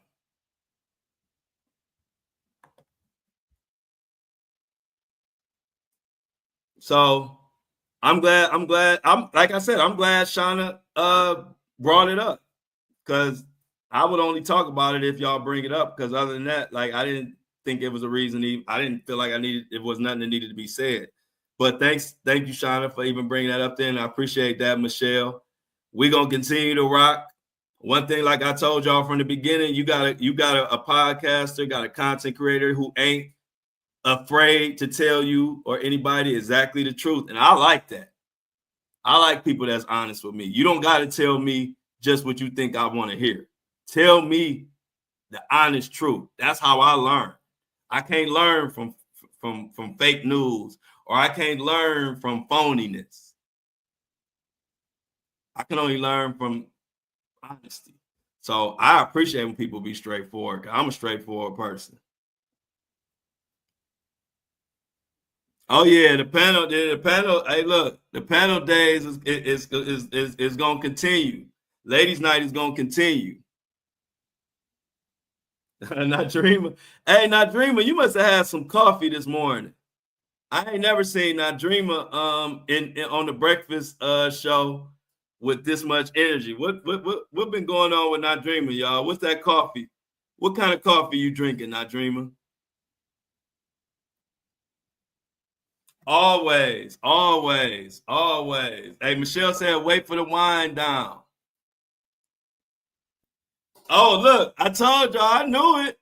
I knew Not Dreamer had some good coffee over there. Oh, yeah, Not Dreamer comes in on fire. Soon as Not Dreamer turn her camera on, it's on fire. Not Dreamer come in, what we used to call Not Dreamer come in hot. I told you. Hey, look, and see, that's the thing. I will read people like a book, just my loved ones and my people.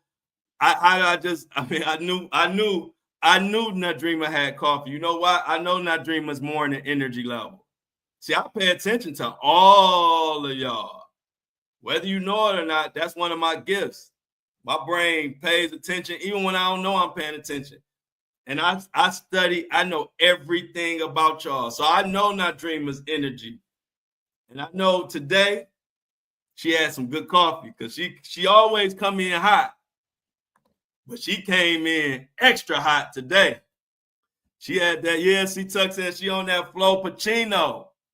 Hey, y'all, I got to come out with my own coffee. Hey, look, that's going to be the next thing, y'all, like down the line. But I got to come out with my own Flo Pacino coffee. Yeah, she does. I like it. Yeah, I love Not Dreamer, man. Ain't nothing like passion and energy. Ain't nothing like it, especially when it's genuine. Like Not Dreamer, just like I say how I am, Not Dreamer been the same way for the 2 years I know Not Dreamer. She ain't never switched up one time. I know exactly what I'm getting. Just today, I got a little bit extra Not Dreamer. Yeah, I know that. I was like, hey, look, I was like, I hope the titties ain't out. I was like, I'm about to get banned. I was cracking up though, because I actually was just listening on that part. Like I wasn't watching. I had my phone down and I was just listening. And then next thing I heard about rubbing titties and all that, I said, whoa. But I ain't tripping about it. I know my team got me, so I ain't even had to worry. But I was like, damn, did she pull boobs out on my YouTube channel? But I wasn't even worried. I know y'all gonna take care of me. I wasn't even worried. I ain't even pick up my phone thinking nothing was wrong. I was just laughing. I was like, that's Dreamer. I love Dreamer though. I love everybody that follow me, which like I always tell y'all, that's why I'm just honest. If y'all want to know something, I'm gonna speak on it. This ain't no sales pitch over here. We just family. This is my family, my extended family, ever since my real family kind of fell apart. Once my granny died, this is my extended family. And one thing about my family, we gonna talk and we gonna be straight shooters, but we love each other. But we gonna be straight shooters. You're gonna ask me a question, you're gonna make sure you want to hear the answer. And don't be talking about you think I'm mad, because I ain't. I like talking. I love clarity. Like I love to, if you wondering where I'm coming from, ask me. I'm gonna tell you exactly. And that's what I want out of y'all. I love it. So, like I said, Shan, no, I'm the type that if I'm mad, I'm gonna tell you I'm mad. Like you ain't gonna have to read between no lines. I'm gonna tell you what I'm mad about, why I'm mad, and how we can fix it. That's how I am. I ain't one of those people you got to read between the lines and wonder if I'm mad. Shan will tell you, because Shan has seen me when I was upset at somebody. I'm straight shooter. You won't have to figure it out. I'm going to tell you. I don't want you to have to figure it out. I want people, when I'm mad at them, I want them to know. I'm that type of person. I want somebody to know I'm mad. When I'm mad, I ain't about to hide it. I'm gonna tell you what you did, why I ain't like it, and that's that. I ain't about to be playing 21 questions, sitting there with an attitude, but I ain't saying nothing. That ain't me. Like I said, ask Shan, she'll tell you. She'll tell you like, nah, I know when Flo mad, cause it ain't hard to know, cause I'm gonna tell you exactly that I'm mad and why I'm mad. So I just love the whole crew we got. Everybody got their role. Mini-Me keep us up to date on every freaking story that's going on. She's a blessing to the crew. She sends prayers. She helps everybody. If they got an ailment, Mini-Me gonna tell you what to use. Shauna was the first one on the morning when I did my video. Shauna was the first one on the first episode. We did the first episode. It was just me and Shauna. It wasn't nobody else. It was literally me and Shauna early in the morning. And she was on time. So Michelle, always been supportive. Jennifer, Amy, we them boys, Felix, Lauren, all these names I'm remembering just off the top of my head. C Tuck, some of our newest members. C Tuck in the building. Like I said, it's growing and it's growing. We got Sybil, Felicia. We got the other G Money. It's like I said, when you got it like that, I'm just being so honest with y'all. I could never be mad. Like I'm so fulfilled in what I'm doing. I can never be mad. I just really want y'all to know that. So I don't want y'all to ever even think. I'm too happy for my closest people to think I'm mad. I'm happy as fuck. Let me be straight honest with you. I'm happy as a motherfucker. Is that clear? God has blessed me in a way that I never saw coming. It's not a second go by I'm mad. For real. Not a second go by. I ain't mad. I'm happy as fuck. Matter of fact, I spend more time cultivating and taking God's blessing further my mind is so much on that, I don't even have time to be mad. Like, what? Mad? Why I'm gonna be mad at? Ain't nobody got it better than us. When I say us, I'm talking about our community. They need to be mad. I ain't mad. Let them be mad. Yep, I agree with you, Nadreema. I'm private too. Yeah, exactly. We are all family. I'm private too. I'm with you on that, Nadreema.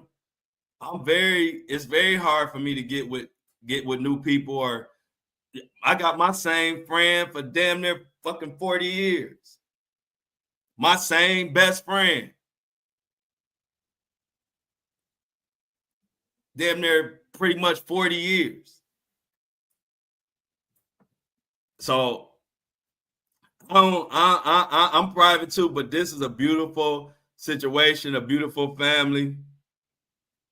And like I said, one thing about me, I'm gonna always be honest and tell y'all exactly what's going on. Ain't gonna be no smoke and mirrors, none of that. I don't think it's necessary. I think when you surrounded by people who genuinely love you, you can be honest. I always believe that. When you're around people who love and really genuinely about you, you can be honest. If you can't be honest, them motherfuckers don't love you. If you're around people that you got to bite your tongue, you can't say this, you can't say that, you can't explain this, or they going to twist your words and all that, that ain't love. And I don't want to be around them kind of people. Like I said, shit, some of the stuff, you heard what Greg said, some of the stuff like my dad, my mom, my grandmother, my uncles, they were all straight shooters when it come to telling you something. So I guess I grew up with thick skin where I ain't about to get mad about nobody saying nothing. That's how we came up. Straight shooters. Not anger, just this is what it is. Now what you gonna do? That's it. Now we move on and we enjoy the moment, live in the moment and enjoy life. So I love it. I'm looking forward to the tour. Make sure y'all send Shan some more venues. Please send Shan some more Detroit venues. I'm talking to 3 venues right now. 2 of them reached out to me. 1 of them I reached out to them. But if y'all can send some more venues to Shan, I'll reach out to them. I'm trying to decide on the venue by next Friday. So not this Friday, but no later than next Friday, I want to have the venue locked in. So if y'all can send Shan the venue, possible venues for Detroit, I would appreciate that. But yeah, y'all, we got a lot going on with this Diddy mess. We got court coming up on Friday for Diddy. Today is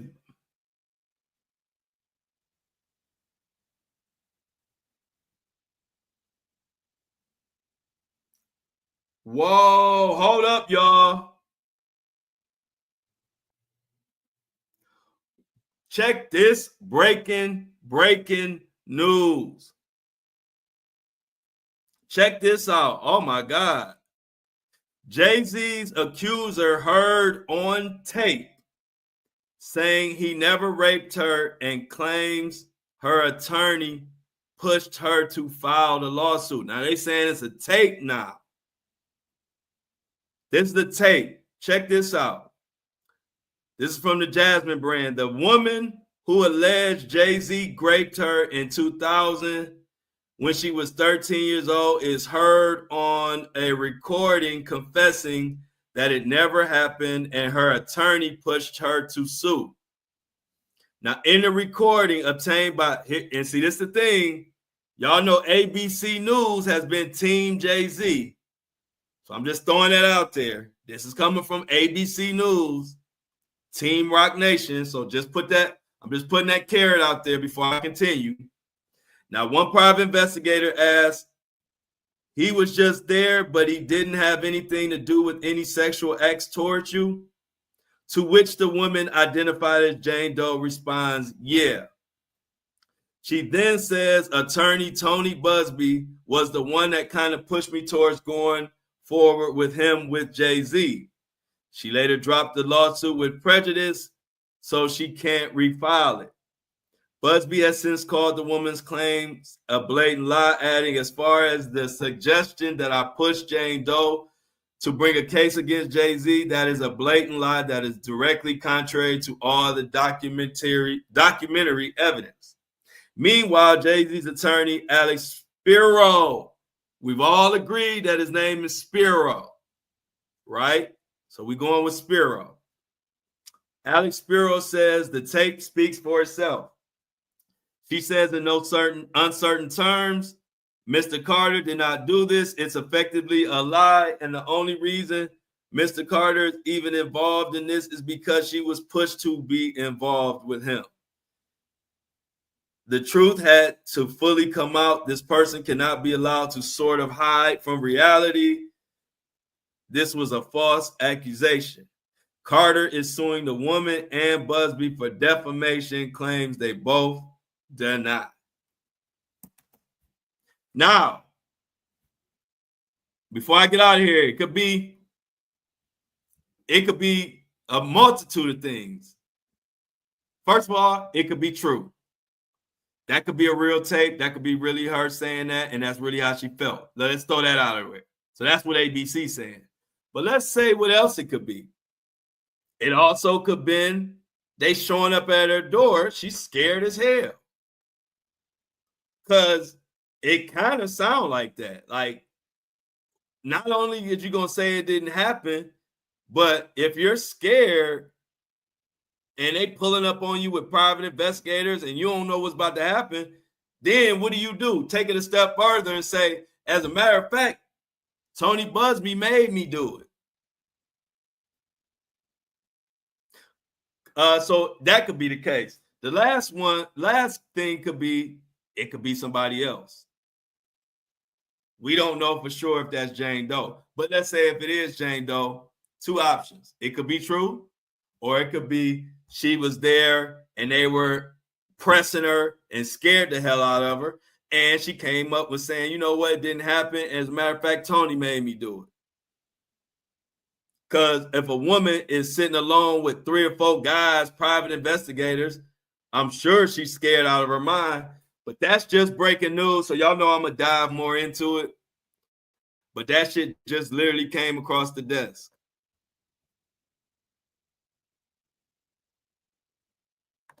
Exactly. Yeah, it don't make no sense, Michelle. It don't make no sense, Michelle. Now, Dreamer said the last scenario. Yeah, I got to look into this one. This just literally dropped. So I just threw you immediately off the top of my brain. Those are the 3 scenarios that I see being possible. And so I'm going to dig more into those 3 scenarios and see what people are saying. Yeah, this whole thing is weird. The whole thing is weird. I don't get none of this.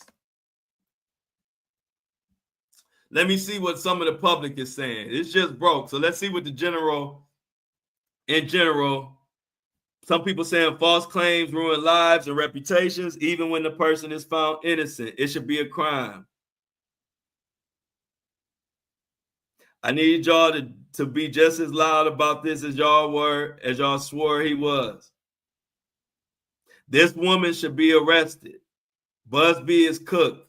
So this is the general consensus right now. We're going to see how it plays out throughout the day, but I will definitely be talking about this tomorrow. Like I said, I always give y'all all the possible scenarios. I give you my opinion of what I think happened, but I'm going to give you all the scenarios and I'll let y'all choose which one y'all believe. But this story stinks. This story stinks. And on that note, I'm about to do some digging. So please send the venues for Detroit and make sure tomorrow, I'm gonna write in my notes that I announce the tour tomorrow on the podcast. Send Shannon the venue group and the group me. Send that to her. If you got a Detroit venue. Other than that, let's get those. I'm gonna check into that, Michelle, and let's get those I'm out in the chat before we get the hell up out of here.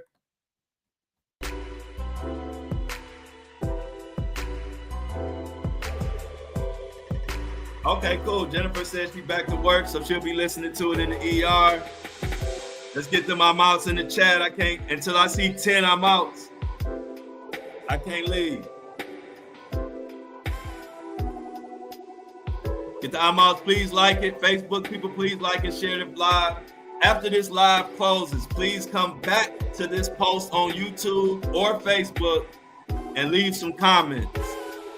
They help push it out, but we're doing an amazing job, y'all. Like I said, I couldn't be happier. We're going to continue to work. I'm about to check on Shan. I believe first batch of orders going out tomorrow. And pretty much all the orders are going out this week. So I can't wait till y'all get y'all merch. I love the merch. It's looking good. I can't wait till y'all get y'all coffee mugs. And I gotta get my coffee mug so I can sip in the morning with y'all. So as always, I see that I'm out. Everybody have a good day. Much love. Love y'all and I'm out.